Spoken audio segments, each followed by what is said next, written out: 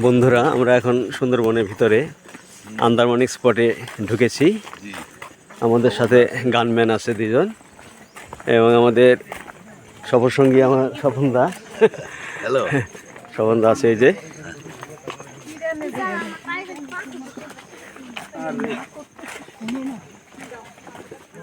আমরা দল বেঁধে লাইন ধরে যাচ্ছি।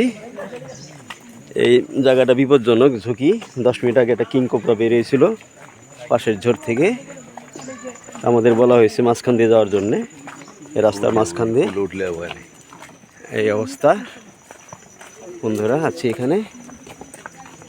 সুন্দরবনের প্রাকৃতিক দৃশ্য অপরূপ, এখানে না আসলে সেই অনুভব করা যায় না। কি অনেক সুন্দর।